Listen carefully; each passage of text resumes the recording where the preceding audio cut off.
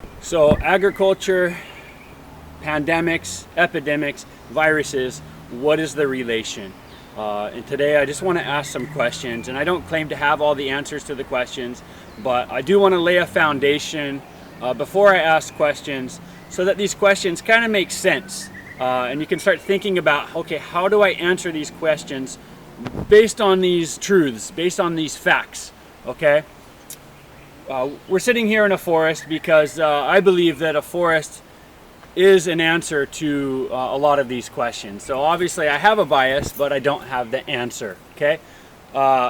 So is bacteria, viruses, pandemics, epidemics, are those things related in any way to agriculture?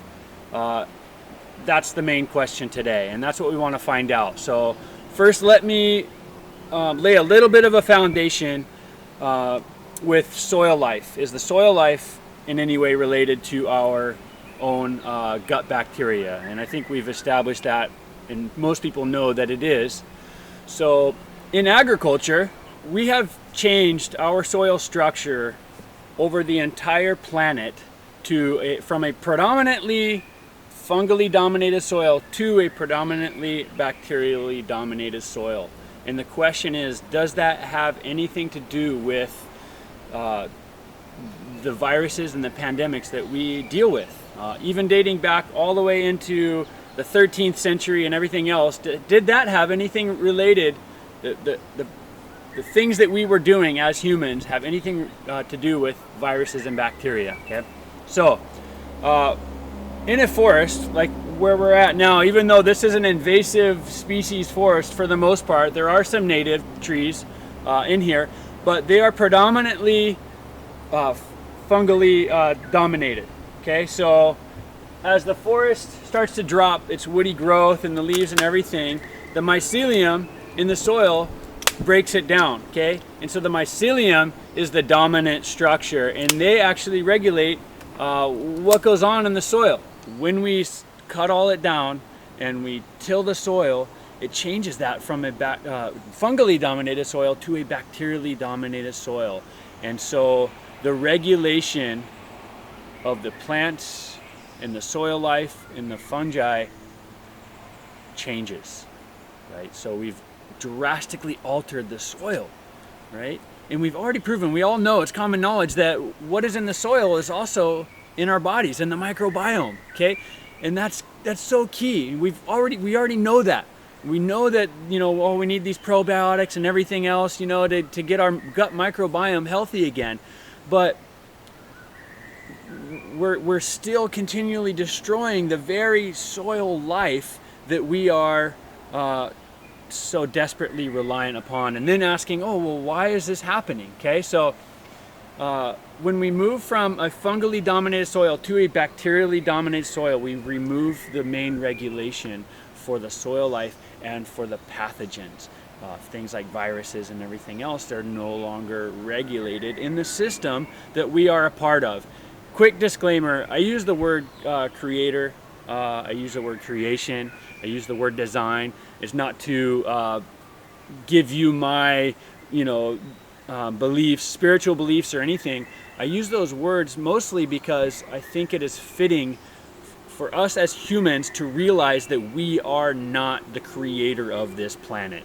There is something else beyond us, that we are a part of it. No matter if you believe in a creator God, even if you believe, you're an atheist and believe evolution, you're still a creation of evolution. We're still a part of this planet. So I hope that I'm speaking to 99.9% of the population right now when I say that we are a part of this design.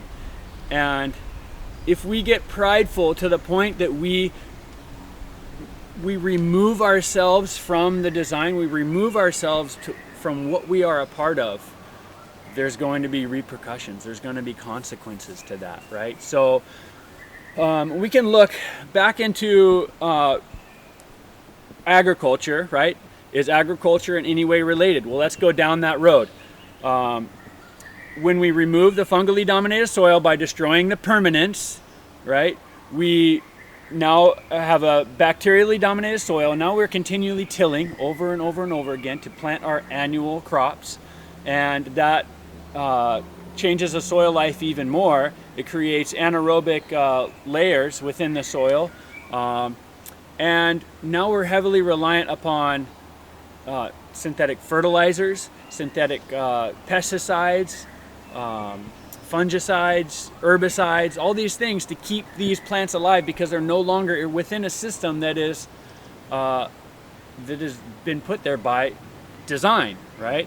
We've altered all of that. So instead of agreeing with the design, we've changed it, okay? So I say that in some of my other videos, so I don't need to go into that too much, but my point is we are putting all these inputs.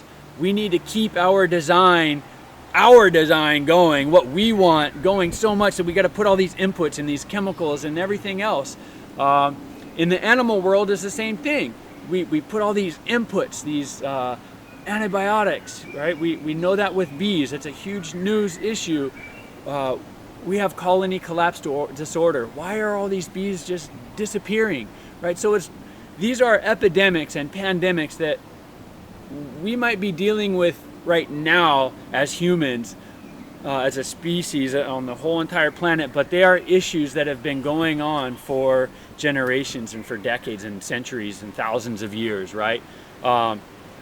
Once we have altered the system and we've needed to put in all these synthetic inputs, we are now creating an environment for things to change, for bacteria to change, for virus to change, for disease to change, because they need to adapt to something very radical, right? And so now we're creating these super bugs and everything by pesticide resistance, by herbicide resistance, these super plants and everything. So now we're getting into genetically modified foods that can handle stronger inputs from us, right? So instead of saying, oh wait, we've changed the design so much, what are we doing wrong? Instead, let's see how we can change it even more to get to what we want, right? So now this is the interesting part, is that genetic modification needs to use some sort of vector, a viral vector, bacterial like E. coli or something like that, a vector to genetically modify a plant to change the DNA.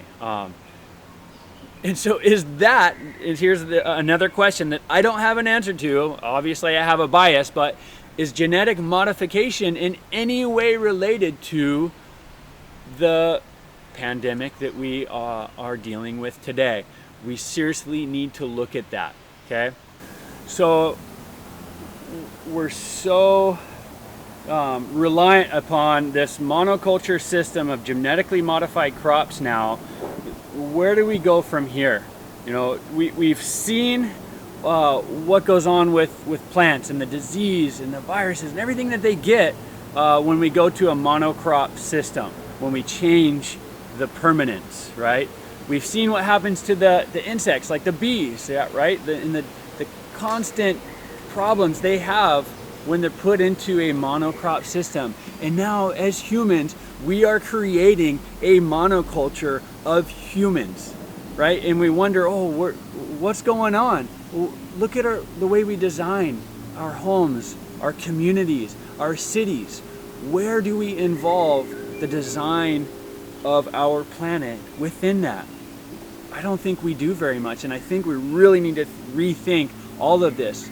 If monoculture of crops fails, if monoculture of insects and animals fail, and they're constantly needing input, why is it any different for us in the monoculture that we are establishing for ourselves? So now we're reliant upon these powerful people to come up with the next thing, the next antibiotic, or right now, the next vaccination.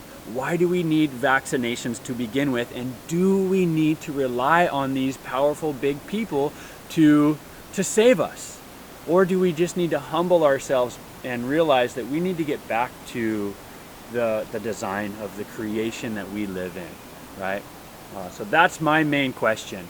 we want to provide you guys with some practical application, and we're going to have future videos about that as well. The main thing is answering these questions for yourself, and then asking yourself, what can I do about it? And there is a lot that you can do about it, but we need to think for ourselves and not rely on these big powerful people that tell us what we need and what antibiotics and what vaccinations we might need in order to continue on as a human race, right? So a couple quick things to think about. What can you support that is permanent, that is supporting permanence in a permanent system? What can you support by what you eat, what you buy, what you wear, right? How do these things support permanence?